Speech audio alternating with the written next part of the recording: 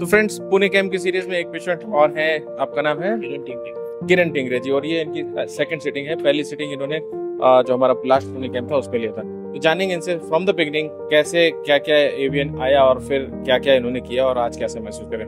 तो सबसे पहले किरण जी को नमस्कार। नमस्कार किरण जी। यस, बताइए। मुझे एवियन हुआ पता नहीं चला, 5-6 महीना में ऐसा ही निकाला। नंतर मला कळलं एवियन झालं, डॉक्टर केले, स्पेशलिस्ट झाले, सगळं पाहिलं। नंतर सरांचं मी युट्यूबला चेक केलं आणि म्हणलं हेच करायचं। दुसरीकडे किती जागी गेलो तरी काय उपयोग होणार। एवियनच्या पहिल्या सेटिंगला 28 सप्टेंबरला मी सरांका आलो, पुणे कॅम्प आळंदी येथे। त्यानंतर 5 दिवसाचा कॅम्प केला। कॅम्प केल्यानंतर मला इतकं भारी वाटलं की दुसरीकडे जाण्याची गरज, मी कुठल्याही डॉक्टरचा, कुठल्याही आयुर्वेदिक कोणत्याही गोष्टीचा विचार केला नाही। कितीही पुढे चांगला असलं तरी मी कोणत्याही गोष्टीचा मला सजेशन भेटलं तरी मी कुठे गेलो नाही, पुन्हा कोणत्याही गोष्टीचा विचार केला नाही। मी उलट विचार केला सरांक कानपूरला जायचं, सौभाग्य आयुर्वेदिक क्लासिक, त्यांचं एक नंबर चांगलं आहे। कानपूरला जाणं एकटं जमणार नाही म्हणून मी तिकडे गेलो नाही। पण सरांचा परत कॅम्प पुणे इथे आला, आळंदी इथे, पण मी परत इथं आलो। आता इतकं मला भारी वाटतं, सरांनी माझ्यासाठी नाही तर सर्वांसाठी हा कॅम्प भारीतला भारी, आणि जे एवियन झालाय त्याच्यासाठी एक ताकदच आहे, यांची ऊर्जा आहे, ही ऊर्जा सगळ्यांना भेटली पाहिजे। आता कोविड झाल्यापासून लोक घाबरतात, अटॅक येतोय कुणाला, लहान लहान मुलांना। आताची न्यूज आहे कर्नाटकमध्ये 8 वर्षाच्या मुलीला अटॅक आहे, तसं हा एवियन एक अटॅक आहे लोकांना, पब्लिकला हा घाबरून ठेवणार आहे। तर हा न घाबरता सौभाग्य आयुर्वेदिक क्लिनिक मध्ये यायचं, सरांशी भेट घ्यायची।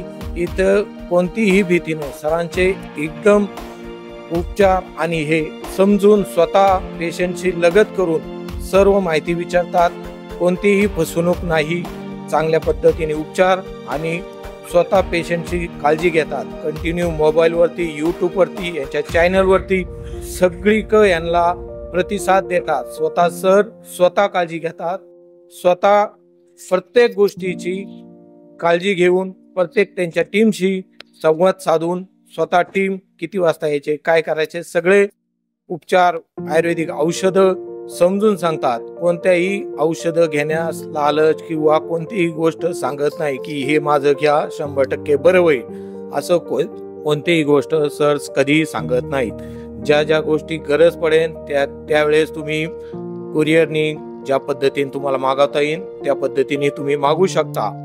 सरांनी केलेले हे उपचार एकदम चांगले आणि उत्कृष्ट दर्जाचे आहे। जर बाहेर गेलात, एवियन सांगितला, त्याला एकच पर्याय आहे, चेंजिंग करणे, बॉल चेंज करणे, ऑपरेशन करणे। हे तुम्ही प्रत्येकाने टाळा, जितकं होईल तेवढं टाळा।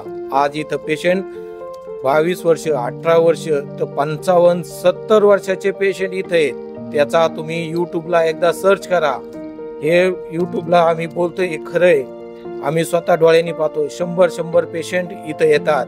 आळंदी कॅम्प पुणेकरांनी तर लक्षात घ्या, आपल्याला सगळ्या सोयीनुसार चांगली सुविधा इथं, चांगला कॅम्प, जे रसिकलाल हॉल घेतलाय सरांनी, का उत्कृष्ट चांगल्या दर्जेचा, सगळ्या सोयी चांगल्या पद्धतीने।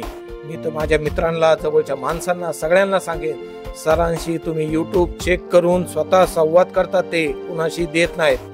आणि तुम्ही स्वतः या भेटा, त्यांची पूर्ण फॅमिली इथे वेळ देतात, प्रत्येकाशी संवाद साधतात, त्यांची स्वतःची मुले इथे येतात, प्रत्येकाला काळजीपूर्वक आणि स्वतःचा एक घरचा मेंबर म्हणून समजून घेतात आणि प्रत्येक उपचाराला चांगली प्रतिसाद देतात।